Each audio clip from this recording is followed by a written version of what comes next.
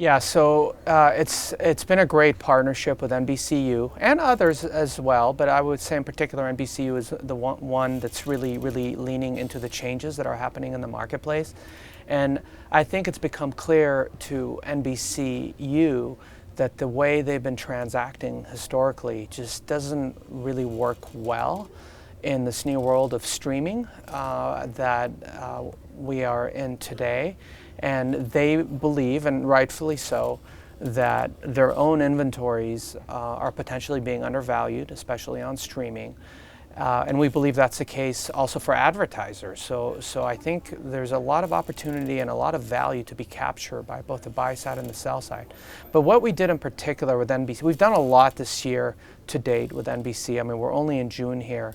And we ran what is the largest, most aggressive test and learn in the industry of really showing a very large number of advertisers, 66 advertisers representing 160 brands, what it actually looks like to measure and to potentially transact on cross-screen currencies.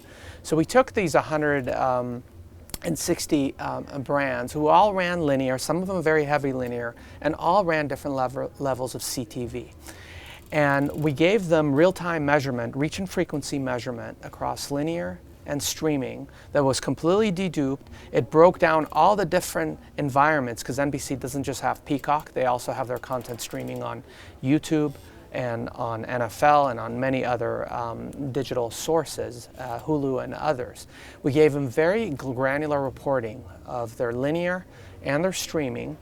And we also even broke down the types of content there were on linear versus streaming.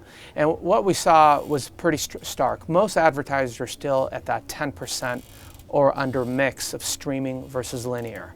But then there was a bucket of 10 to 20%, 20% to 30%, and 30% to 40%. And what we were able to show is the ones that were leaning in more were getting bigger reach at a more optimal frequency and with less impressions. So what became clear here is advertisers that are ready to lean into a cross-screen currency have a lot to gain by taking certain impressions that are happening in linear that could be just driving up a lot of frequency and instead investing those in linear environments where they're getting truly unique and incremental audiences at more optimal frequencies. So that was really, that's really what we did here. And now going into the upfront, we're taking a lot of these learnings with a lot of advertisers and helping them think through how to plan, buy, and optimize their media in a cross-screen world.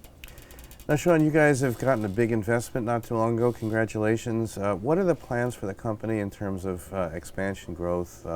What's the roadmap look like? Yeah, so we've recently raised $325 million led by Goldman Sachs, and really they invested in iSpot because we already have traction in the marketplace and a lot of innovations and a lot of growth. So really what we're focused on doing is not changing a whole lot because we've already driven a lot of growth and a lot of innovation. It's just stepping on the gas pedal on everything that we do.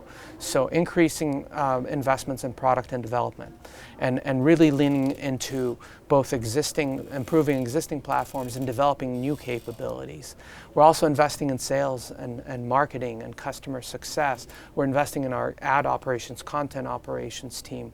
We're really investing all around. And we've already, year to date, we've hired 100 new team members to really accelerate those investments.